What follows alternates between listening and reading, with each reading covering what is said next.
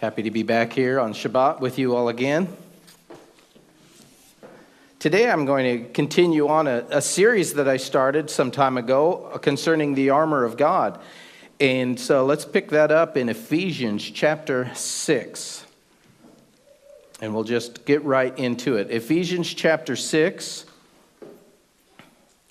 And I will begin in verse 10. It says, "Finally, my brethren, be strong in the Lord and in the power of his might." The emphasis is on him. "And put on the whole armor of God, that you may be able to stand against the wiles of the devil." You know, sometimes I've said this before, but we tend to think in English, but the Bible wasn't written in English. And so we read an English translation and we tend to think English. We miss out a lot when we do that. So the word armor, put on the whole armor of God. In English, we think of armor as being just a defensive, defensive gear. But in the Greek, the word is panoplia. I'm not sure I pronounced that correctly, but the word means weapon first and foremost.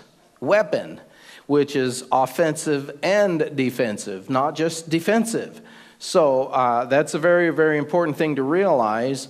Put on the whole armor of God. That is defensive, yes, but offensive as well. For we do not wrestle against flesh and blood, but against principalities, against powers, against the rulers of darkness of this age, against spiritual hosts of wickedness in the heavenly realm. Therefore, because of this, take up the whole armor of God. There it is again, the armor of God, the weapons of God. You know, it includes armor that protects you. Certainly it does. But it also includes weapons which are used offensively. So take up the whole armor of God. It's not your own armor. It's the armor of God. It's God's armor. It's from Him. It's of Him. It's from Him. And it's a precious, absolutely precious and vital thing to have, especially if you're in war, which we are in spiritual warfare. Take up the whole armor of God, that you may be able to withstand in the evil day. It would be of the day of testing, the day of trial, in a time of trial when things are tough, like they're kind of starting to look like in the world right now. You know, it depends on where you live. Depending on where you live, you could say, well, hey, the tribulation is right now for this country or for that country or this area or that area. It's already, but we know it's going to spread and encompass the whole earth, so that you may be able to withstand in the evil day, and having done all to stand, take a stand. Make your stand. You know, like the old country song, if you don't stand for something, you'll fall for anything. Take a stand. That is part of the armor of God, to put your feet down and stand for something in the context of God. God's armor, God's truth, God's righteousness, not my righteousness, not your righteousness. So he goes on, therefore, having girded, and he starts off, having girded your waist with truth. So truth is the girth underneath, and I gave a message on girding yourself with truth. I gave a message on the breastplate of righteousness, one message each. And so now we're going on to the shield of faith. But I showed the biblical definition of truth. The biblical definition of truth is not Abraham Lincoln, who was known for always telling the truth, which is a fantastic trait. Absolutely a beautiful thing, of course. That's just not what is entirely what it's talking about. It includes that, but it's frankly this much of it. It's infinitely talking about something much more profound than just making sure that you tell the truth. It's God's truth. It's the armor of God. It's not our own armor. It's God's truth. It's God's honesty. And the word truth, I gave you again last time, thy word is truth. There's another scripture where it specifically says, Torah is truth. You want a definition of truth? Torah is truth. Those who want to do away with commandments, they want to do away with Torah, are oblivious. They're oblivious to truth, which is Torah. abolished Torah, you have abolished truth. Now you have a religion that is not based in truth. If it's not based in Torah, it's not based in truth, because Torah is truth. Look it up. Psalm 119, verse 142, verse 151, John 17:17, on and on. You could go, and I did. I gave a whole message on it. You can review that. I'm not going to take the time. But that is part of what is going to protect your waist, your midsection, your vitals. It's truth, Torah, the Word of God. Having put on the breastplate of righteousness to protect your heart, your lungs, your vitals, again, to completely surround yourself. You know, you can have the shield of faith, but once in a while, an arrow will get past the shield of faith. Again, I'm reminded of a dream that I had. I don't know, it's been, I just don't remember. If it's been a year ago, maybe it was a year and a half ago, or 2 years ago, probably somewhere between the two. At any rate, I'm laying in my bed. I called it a dream. It actually wasn't a dream. I was just in a state where I was getting ready to, I don't remember if I was just getting ready to wake up or just getting ready to go to sleep. But I was in that state where I was awake, but I hadn't gotten up yet.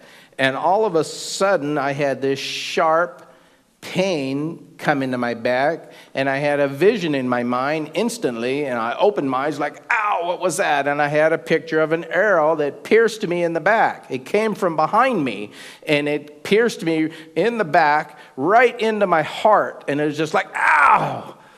And I jumped up out of bed, and I spun around, and was like, ow, what? And just kind of trying to get my consciousness, and all of a sudden I saw just 1,000 arrows coming at me. It was all a vision in my mind, and these arrows came, and I just heard what sounded like when I was a little boy and I blew into a fan, you know, and and these arrows just came, and now I'm facing, and the arrows just were bouncing off, and I immediately realized that I was going to be healed of the one arrow which did come in. And as soon as I acknowledged that, the pain in my heart and back went away.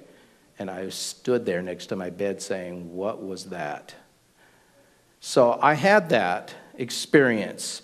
And I began to contemplate and think about it. And if all you have is the shield of faith, I think what that taught me is that once in a while things will get past a shield. But if you're girded with righteousness, what is righteousness?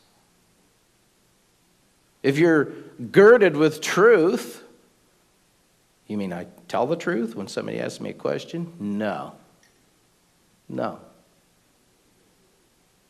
Torah is truth. What is righteousness? God said, if you keep these statutes, which I command you today, it will be righteousness unto you. That's a biblical definition of righteousness. David said, all thy commandments are righteousness. So, okay, we gird ourselves with Torah, the Word of God. Yeshua is the Logos. He is the Word of God. And with the righteousness, Psalm 119, verse 172, you know, thy commandments are righteousness. That's absolutely critical. I'm going to skip one. I'll come back to it later, having shod your feet with a preparation of the good news of shalom. I'm going to speak today about, above all, taking the shield of faith. So I just wanted to clarify, though, what truth is and what righteousness is, and these are absolutely fundamental. So that when an arrow does get through, if you don't have a breastplate of righteousness, which is the Word of God, the commandments of God, the instructions of God, that could be deadly. So the one arrow that did get through, hey, I'm such a lover of Torah, did I earn it? No. I'm just saying it's just a fact. It was just a fact. And if you love God and you're trying to follow His word as best as you can, and an arrow gets through, that is absolutely to your benefit. Okay, that's just a fact. I'm just stating it.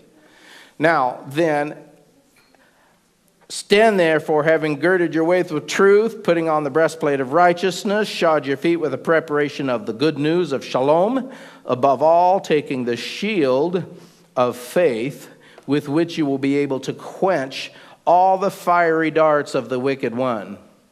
And as I recall, again, in my vision of this, The darts came, and or the arrows, actually, in my mind, what I saw were arrows, and they were all on fire. But when they hit the shield, they bounced off, and they went out, and they just disappeared. It wasn't like I saw a pile of them. They were just gone, just vanished. They went out, they were extinguished, and they were out. And it was really imprinted in my mind very powerfully. And so I began to contemplate, what does it mean to have the shield of faith? What does it mean to have the shield of faith? Well, again, remember, it is the armor of God. That word shield, again, so that we don't think in English. Because when we think in English, we think shield is like hold something up. Whoosh, I got my shield. I'm holding my shield up, I need it over here, I'll put it over there. Oh, I need it over there, I'll shield over here. Shield up, shield's up. And you're thinking of the shield that you wield around. That's English. That's not the word in the Bible. If that's the vision you got, it's just not the word in the Bible. It's not talking about that.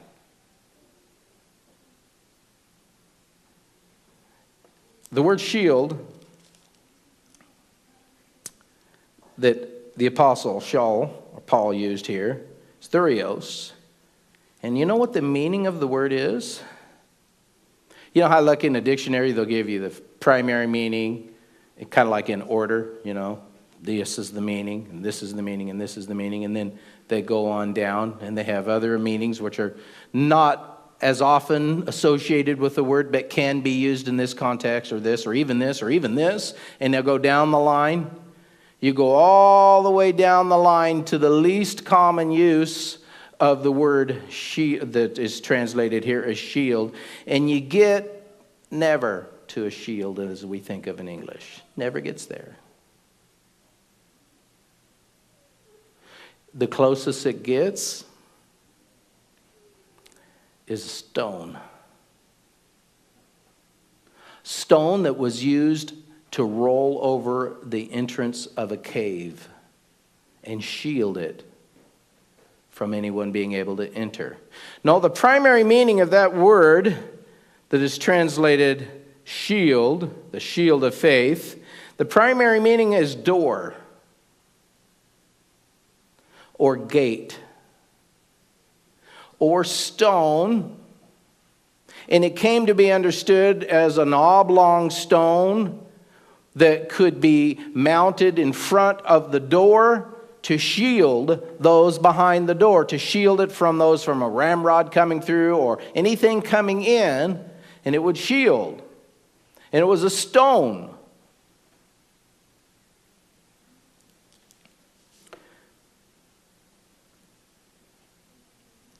Above all, taking the door of faith. Above all, taking the gate of faith. Above all, take the stone of faith, which will shield you from all the fiery, flaming arrows of the wicked one.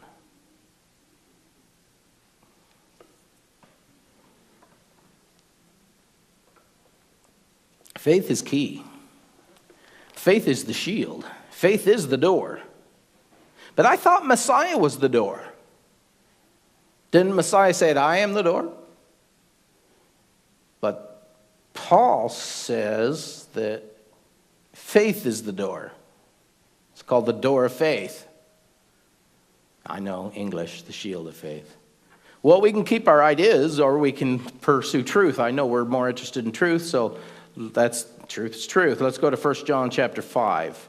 1 John 5 and verse 4. Whatever is begotten of God overcomes the world, and this is the victory that has overcome the world, our faith. Our faith. Well, what if Yeshua was the faith? Means trusting Yeshua. Faith of Yeshua. That you will let Yeshua save you. That you will trust him to save you. Let's think about the time that preceding the millennium. We can read about in the Bible the time that precedes the millennium. Thank you for the tea. And the time just prior to Israel entering the promised land in the days of Joshua. Let's go to Hebrews chapter 3. And I'll just spend just a moment here because I've got a lot of material I want to share with you today. Hebrews 3 and verse 17, he says, with whom was he angry for 40 years? Wasn't it those who sinned, whose corpses fell in the wilderness? And with whom did he swear that they would not enter his rest, but to those who did not obey? So we see they could not enter because of unbelief. They did not get to enter because of unbelief. Unbelief and doubt caused them not to enter the promised land because they didn't look to God. They looked to themselves, to their ability to conquer the land by their own strength, their ability to navigate and save themselves. It was really kind of what it comes down to.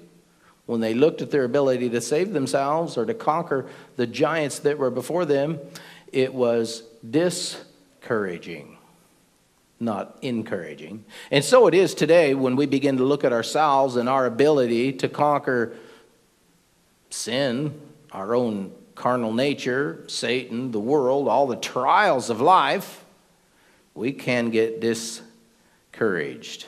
In Numbers chapter 13, and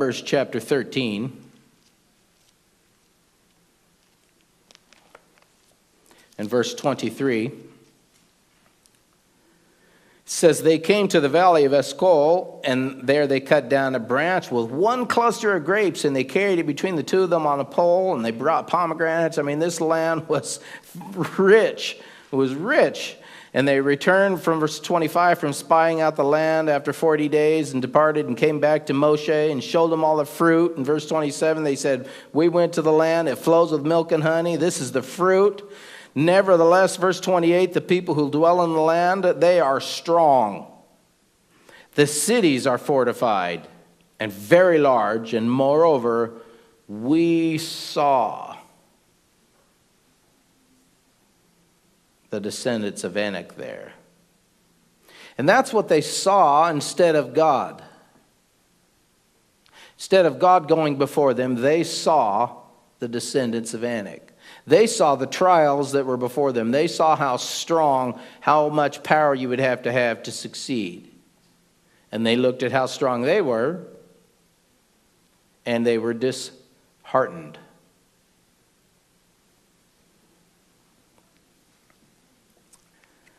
They didn't look to God. They looked at their problems and at themselves. That was their problem.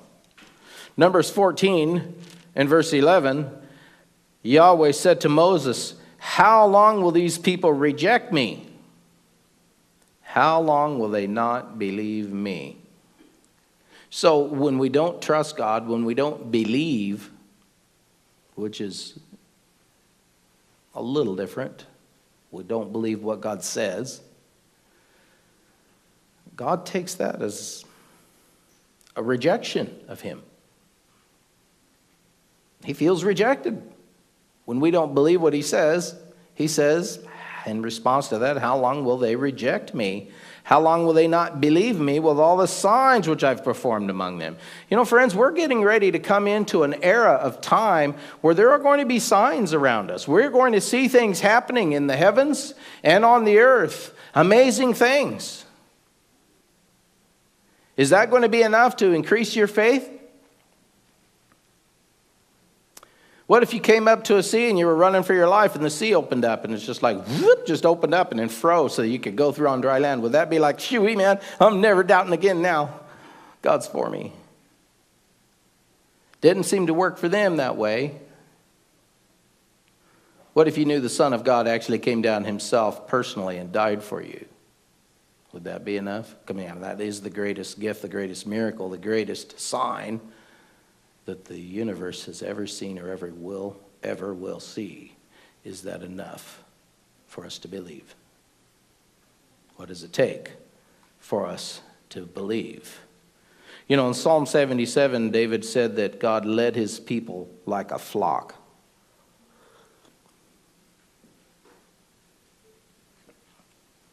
He led his people like a flock by the hand of Moshe and Aaron. But fear and doubt and unbelief prevented those from following God or his faithful shepherds into the promised land. And then the Apostle Paul so beautifully warns us in 1 Corinthians 10 and other places as well, not to fall to the same example of disbelief as they did, so that we don't get to enter either. And he says that to the church at Corinth, that they could fall to the same disbelief that Israel did back in the promised land. And they could say, oh yeah, but those Israelites weren't converted. We're converted. Okay, well then prove it. Live it.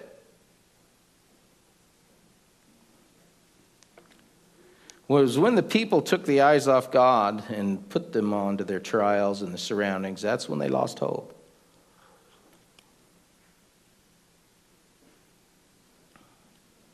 But to follow the shepherd into the kingdom of God, we must keep our eyes fastened upon him.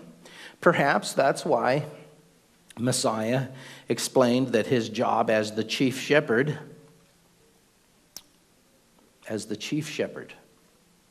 was given at the Feast of Tabernacles on the seventh day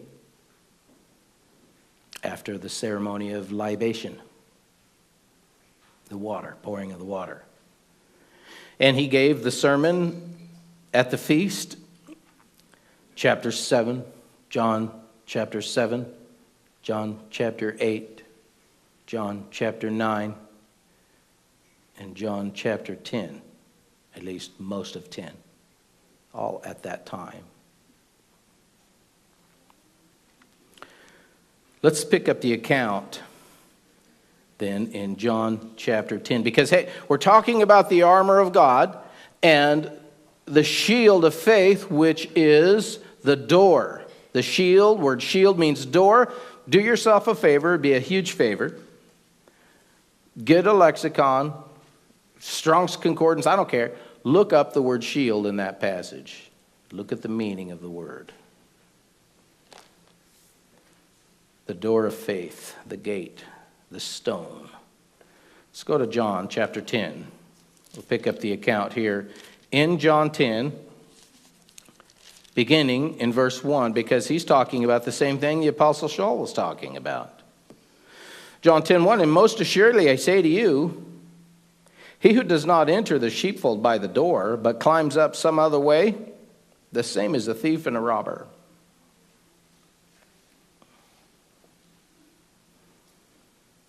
But he who enters by the door, you could substitute faith there. He who enters by faith. He who enters by the door is the shepherd of the sheep. To him the doorkeeper opens, and the sheep hear his voice, and he calls his own sheep by name and leads them out. And when he brings out his own sheep, he goes before them, and the sheep follow him, for they know his voice. Yet they will by no means follow a stranger, but they will flee from him, for they do not know the voice of strangers. Yeshua used this illustration, but they did not understand the things that he spoke to them. So let's spend a little more time on this and get a little better understanding and see how it connects in with Ephesians 6, talking about the shield of faith, the armor of God.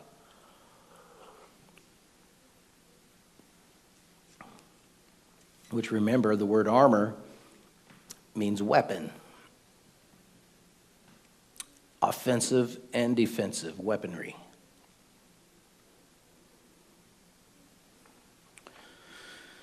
The area in Judea, just, topographically, is pretty much rough and stony. It's pastoral in nature, meaning it requires a shepherd because And that's what the word pastor comes from. It means to shepherd. But pastoral, in this sense, means something that requires a shepherd because the sheep can't stay in one place for too long. It's not like you go down and there's this well-irrigated pasture somewhere. It's got the sprinklers on and you can just keep cattle on there all the time because it's so fertile and so much water. No, this is an area where the grasses and the high mountain grasses are thin. You eat for a little bit, you got to move on. Eat a little bit more, you got to move on.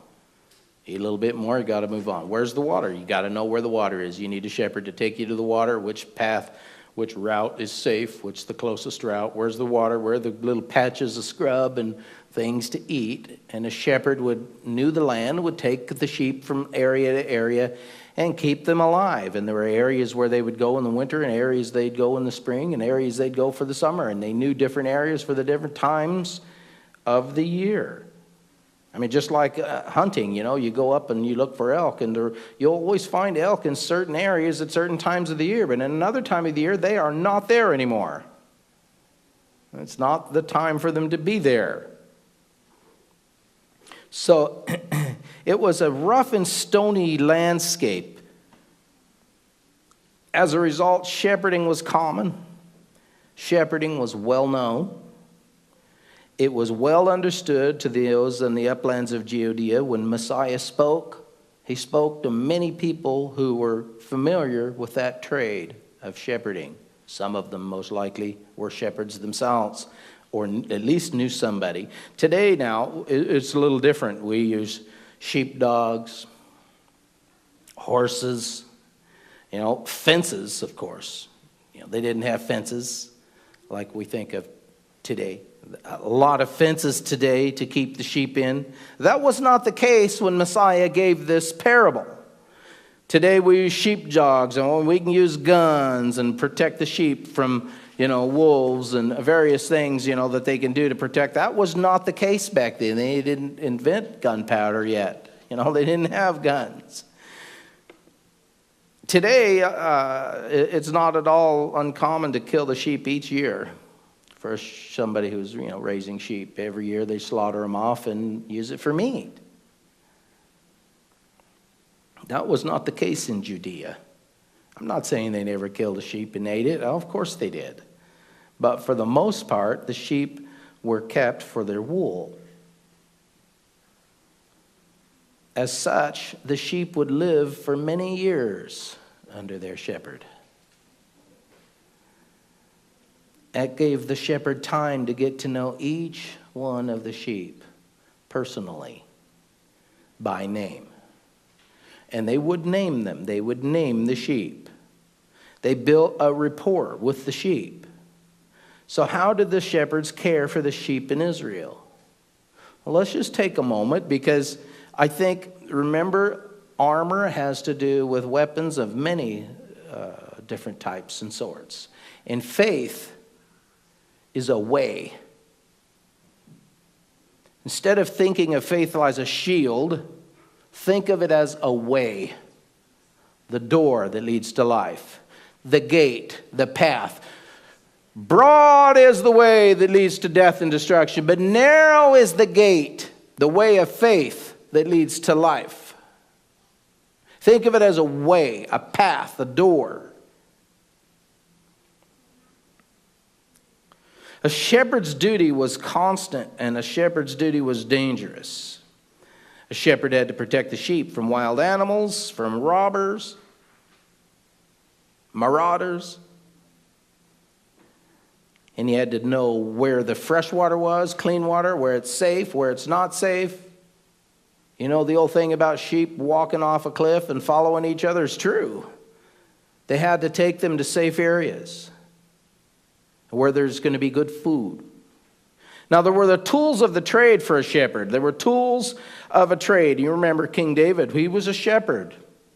Moshe shepherded sheep for 40 years before God chose him to shepherd his people Israel.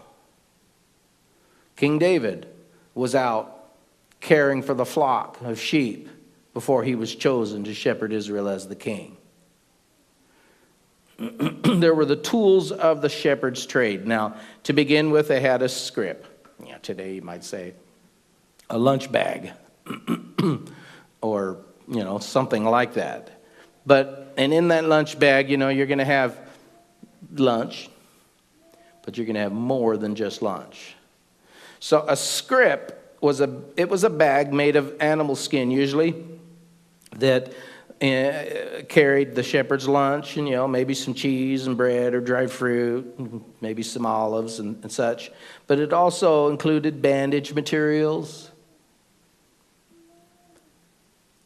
Oftentimes they'd have a second scrip that was filled with a little olive oil with some medicating ointments added to it, so that you could care for wounds and keep things moist. I remember years ago I watched a movie. It's important when you get a wound that you keep it moist. Don't let it all dry out where it's splitting and cracking all the time. And there's this old timer, he'd been a hobo riding the trains his whole life, and he got injured and wounded, and then he was like looking for some grease. I got to get some grease. I got to put it on this wound to keep it from drying out, or I won't be able to walk. They kept a script with a little medicated olive oil. So they had a script, a bag with food and some necessities in it. Then another tool of the shepherd's trade was a sling. They had a sling, and the skill of a shepherd with a sling was awesome. It was absolutely awesome. The shepherd would use the sling for two purposes. One thing he could do is use it to throw a stone under the nose of a wandering sheep to warn the sheep, to get their attention and cause them to turn around. You can use a sling in that sense to direct animals. I remember when I was a kid, I was just a kid, okay, but hey, me and my brothers, we got some stones and we went out to the river and we wanted to catch ourselves some baby ducks. We didn't want to kill the ducks. We wanted to catch the ducks. And so we threw the stones over the other side of the ducks on the far side of them to drive them to us. And we were able to keep splashing stones on the other side of the ducks until we drove them right up to us, right up on the bank. And we grabbed them, put them in the gunny sack, and took them home and put them in our little pond. And they lived there for years and years. I'm not suggesting you do that. I don't even think it's legal today. But you can direct the path of animals with stones. And a shepherd would use a sling to throw the stone, to warn the sheep, to turn them, get away from the cliff. You're getting too close. Don't go up down that trail. That's where we came from. We don't want to go back there, what have you. And they would use it to guide the sheep. And they would get a lot of practice with it. A shepherd would get quite accomplished with the use of a sling. The second purpose of the shepherd's sling was as a weapon. It could be a weapon of offense. It could be a weapon of defense. And it would defend the sheep from wolves or from other wild animals. In Judges, the book of Judges, chapter 20 and verse 16, it says that in the army of Benjamin, it says there were, quote, 700 select men. Everyone could sling a stone at a hair's breadth and not miss. I mean, spot on. That's pretty cool. To be able to sling a stone.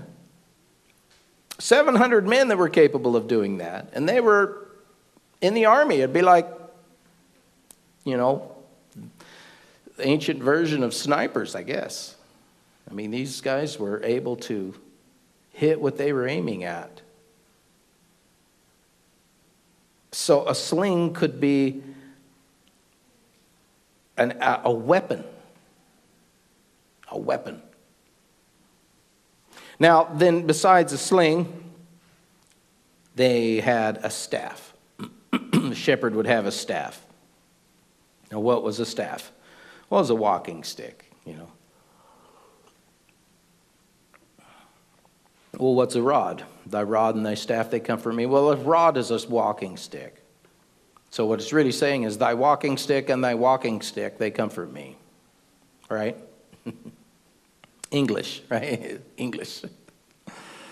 Okay, no, I'm kidding you. Staff does not mean a walking stick. A staff was a short wooden club, biblically. Okay? A staff was a short wooden club.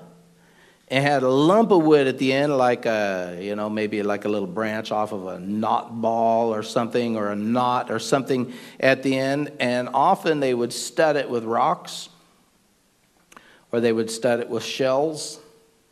Or if they had nails, if they had copper or iron, they would stud it with copper or iron spikes. And it hung from the shepherd's belt via a strap. And when they put it on, they'd put their hand through the strap and wrap it around, and then they clasp it in their hand. That way, if they needed to let go and grab or hold on to something, it would stay on their wrist, but a little flick of the wrist, and it was back in their hand again and ready to use. And that's just what a staff was. It was a weapon that was used for close work. They'd use the sling for far out work. They'd use the staff for up close work. A staff was what would be used to club a wolf or to club somebody who tried to steal one of the sheep. It was a weapon that would do great damage. Staff. Now I'll give you some biblical definitions of a staff. Isaiah chapter 10 and verse 5. God says, "Woe to Assyria, the rod of my anger, and the staff in whose hand is my indignation." Now remember, David was a shepherd. So what were the tools that he chose to use in battle with Goliath? So you might ask, what were the weapons? Of course, everybody's going to say, a sling. Yeah, what else? What were the tools that David took to fight Goliath?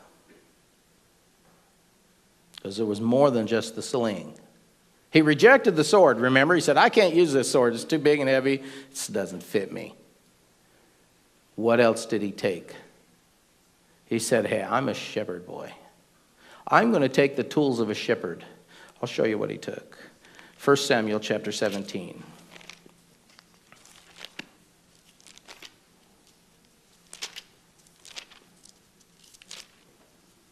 1 Samuel chapter 17 and verse 39.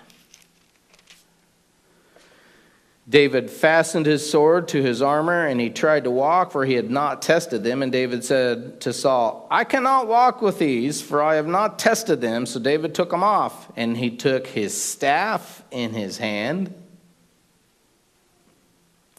and he chose for himself 5 smooth stones from the brook and put them in a shepherd's bag, called a scrip, the bag I just referred to, in a pouch which he had, and his sling was in his hand, and he drew near the Philistine. So we just got through seeing 3 of the things I just described, all right there in that passage. David had his script, his bag, put the stones in it. He took a staff, which he was accustomed to having out in the country, and he took a sling, and he went to face the giants. Now, what happened when Israel faced the giants? Oh, we saw the giants there. David saw a giant too. The difference was faith. Now, David took a sling and a staff. He did not take a rod. David did not take a rod. Now, the rod, that is the other shepherd's tool.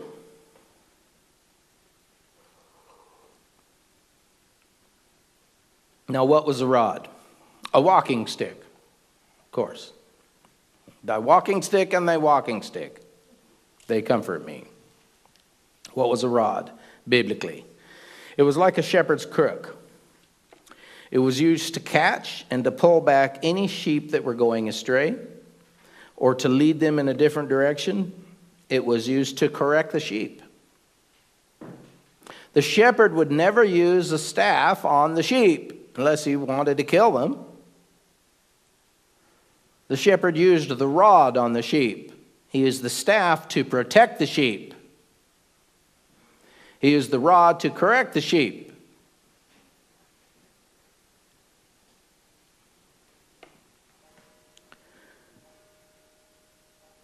At the end of the day, when the sheep were going into the shelter, they had shelters. And what the shelters were, they were little round enclosures made usually out of stones that were stacked up. And there was only one entrance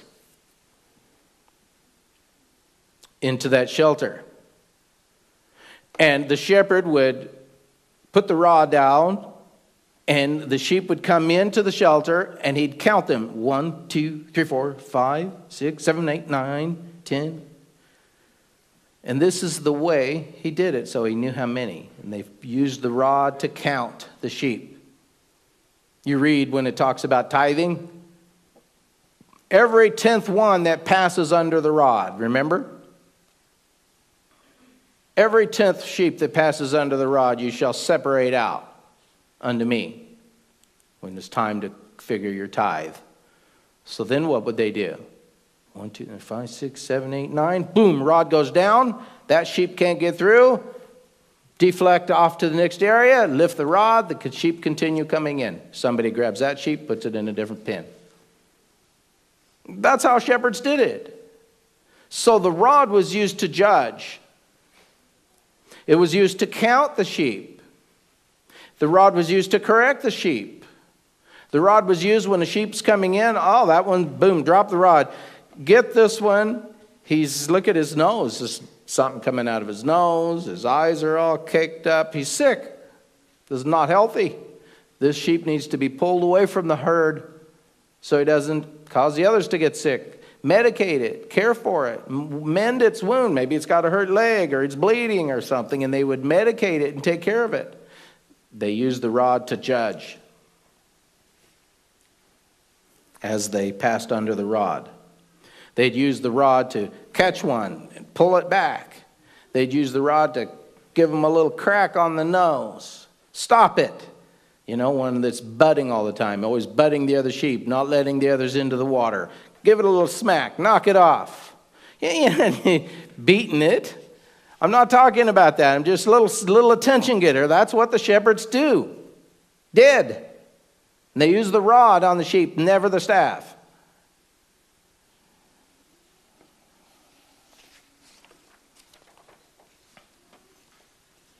Leviticus 27 and verse 32, it says, concerning the tithe of the herd of the flock, whatever passes under the rod, the 10th one shall be holy to Yahweh.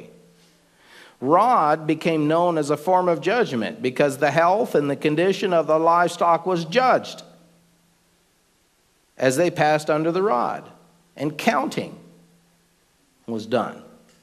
In Ezekiel chapter 20 and verse 37, Ezekiel 20 verse 37, God says, I will make you pass under the rod, referring to Israel. God said, I'll make you pass under the rod.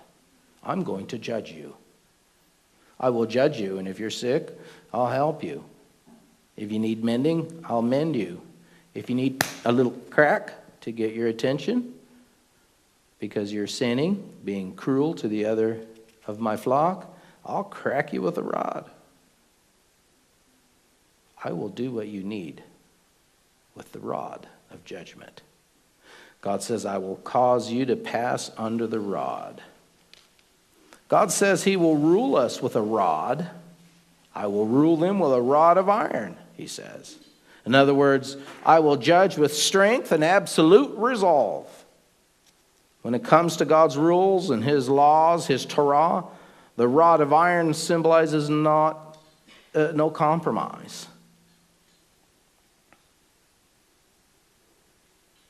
God's rod is not made of reed. And his rod is not made of rubber. It's a strong rod.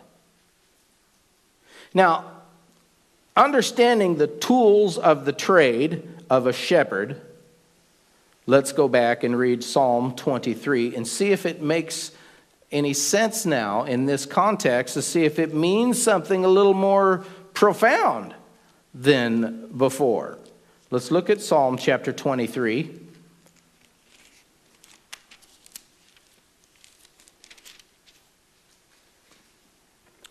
Psalm 23, verse 1, Yahweh is my shepherd.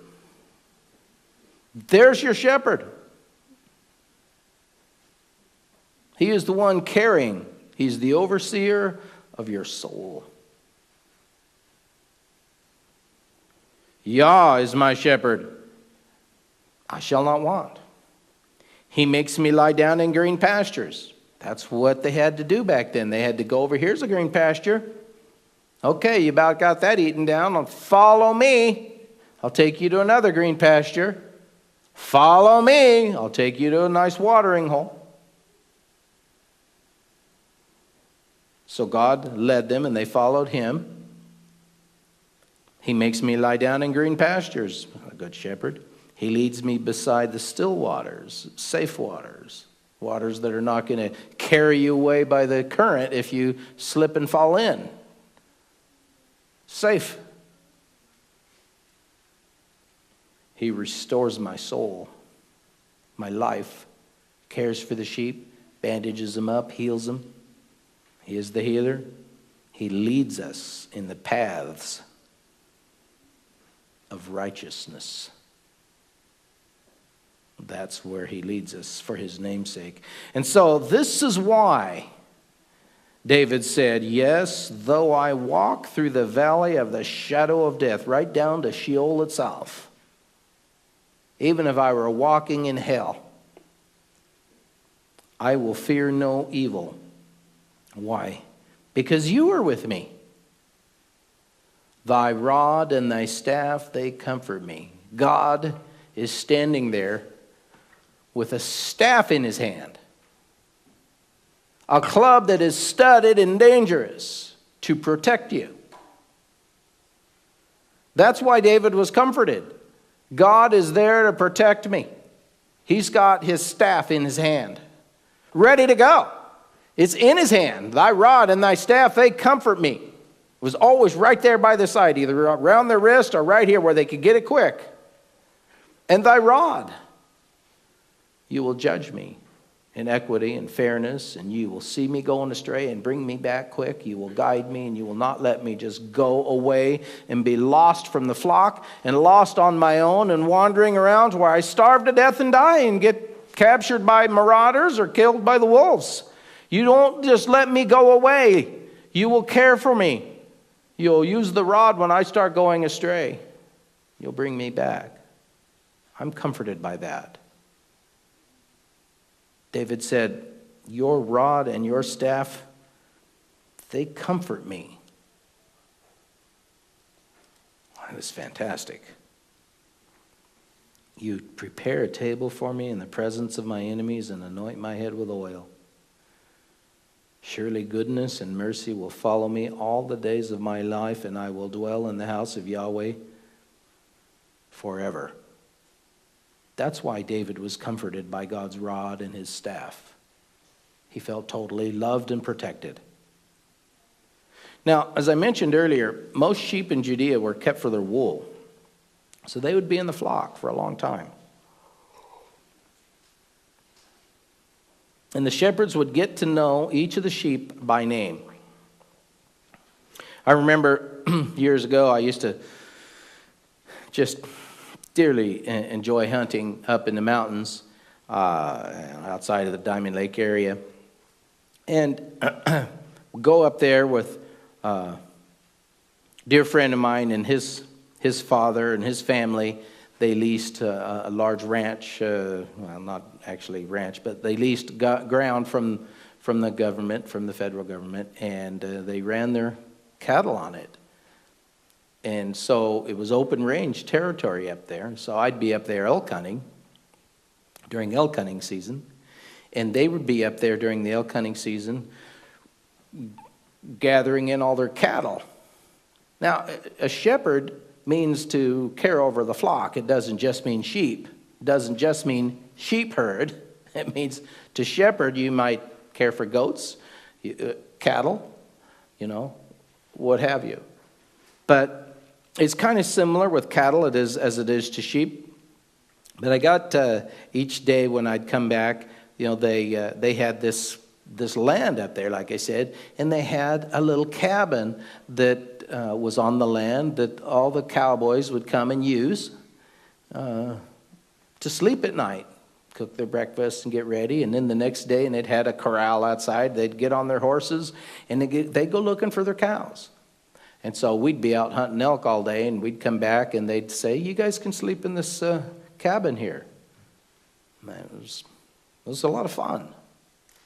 It was always best if you could sleep in the living room because that's where the fireplace was. And I remember one year there were so many cowboys that we just couldn't sleep in the living room. There wasn't enough room. I got the back bed in the bunk. And I got up one night and came out and looked at the thermostat to see how warm it was inside the living room next to the fireplace. It was 17 degrees. It was a little colder in the back room where I was. But we'd have a lot of fun, and I'd enjoy listening to the stories of these old men telling us about how they cared for the animals, and whether they're chasing this cow and they're chasing that cow. And what a fascinating time it was. I still remember they had one particular cow that they called Betsy. I don't know, that's just what they called their cow. This particular cow, Betsy, had a bell on its neck. Betsy was the lead cow. And they have certain cows that they would consider their lead cows because their behavior was predictable. And they had other cows that they knew were lead cows also, but maybe they were negative leaders. They were the ones that were always causing trouble. And as a houndsman, I know that certainly is the way it is among dogs. I mean, there are certain dogs, if it's something really important, if you know there's a lot of bad game out there and you don't want your dog chasing off and busting loose on a deer or going chasing a bear when you're hunting a lion, or you want them to stay focused, then there's certain dogs you put on the front and they lead. Maybe he's your older dog, but there are other dogs that are just, they're trashy, as we call them. They're going to want to run. If something else comes along, they'll take whatever's convenient. Different dogs have different personalities, and so do cows, and so do sheep, and so do people. And so what they would do is they took Betsy and put a big bell on Betsy's neck because Betsy was a leader. Betsy would step out and do things that the other cows wouldn't do. Go where, and Betsy would come. And they'd come and they'd call and they'd woo, make a certain whistle, and Betsy would hear that whistle and she'd be on the next canyon over and she'd come a-running.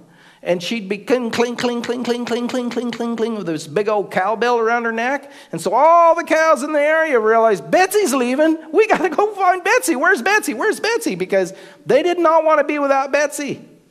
She was the lead cow.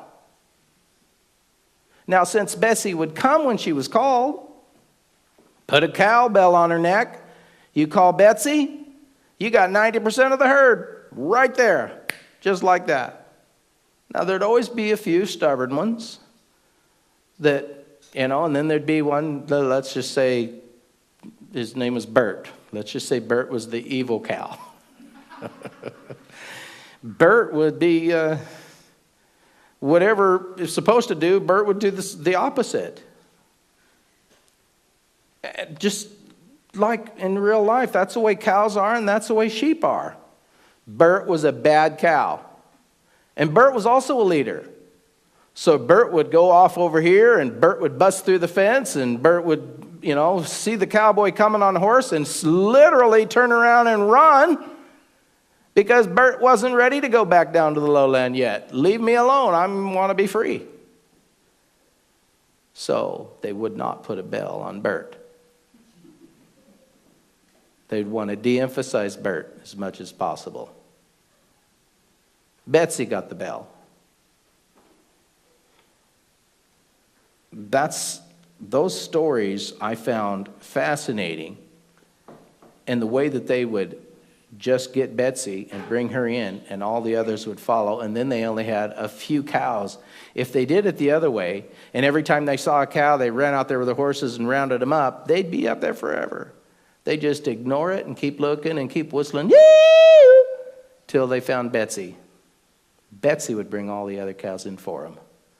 Then they only had to find a few stragglers. And if Bert wouldn't come, it wasn't that big of a loss. There are always a few Berts in every crowd. That's how it works. Jeremiah chapter 50.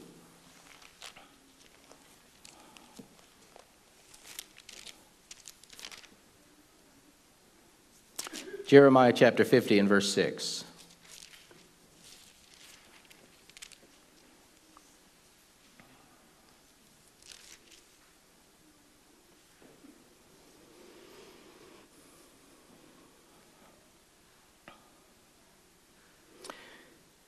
God says, my people have been lost sheep.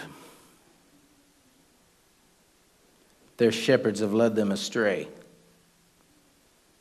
They have turned them away on the mountains. Like Bert. Turned them away. Turned them in the wrong direction.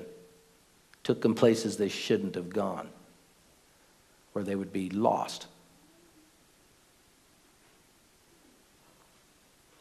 They have turned them away on the mountains. And they've gone from mountain to hill and have forgotten their resting place. All who found them have devoured them, and their adversaries said, we haven't offended.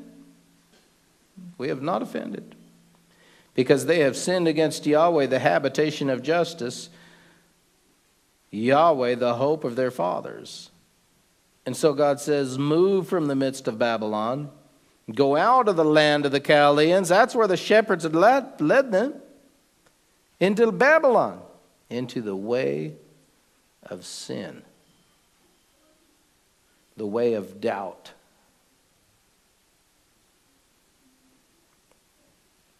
An assembly of great nations from the north country. So he says, verse 8, move from the midst of Babylon. Go out of the land of Chaldeans. And be like rams before the flocks. That word rams there in verse 8, it just literally means male goat. It means billy goat. The male goat. I'm reminded of the story that I was told as a little child, about the troll under the bridge, Cute little goat goes cruising across, and the troll's going to eat him up. Oh, no, wait. My sister's coming. She's fatter, plumpier, juicier, better. Okay, you get her. And then she comes along. The troll's going to eat her. Oh, no, wait, man. You should see my brother. If you want to have a meal, he'll fill you up. Well, here comes the billy goat. And the billy goat was going to protect the sheep. The billy goats are like a bull elk or the big buck deer out in the wild. It just is a phrase that means like a lead goat, like Betsy was the lead cow. It means the leading goat. That's just the phrase that it means. It means the lead goat. And the big bucks would spook long before the does. It's harder to catch them, to get close enough to them. But be like lead goats among the flocks. What God is saying is be like Betsy. As the people of God, we are to be like Betsy. We are to be like the lead cow, the lead goat, the lead sheep that will be responsive to the shepherd. Not flee the shepherd, but that you would recognize the voice of the shepherd. and be drawn to it. And your example then would help lead the flock toward the shepherd. This is the verbiage, this is the story that God is giving us regarding his people who have gone astray in the book of Jeremiah. Now I'm going to go back to John chapter 10. And we're going to begin to look at that passage again. Because actually, this is where the sermon actually begins. Right here at the end. So next time when we pick it up, God willing, we'll get into the good stuff.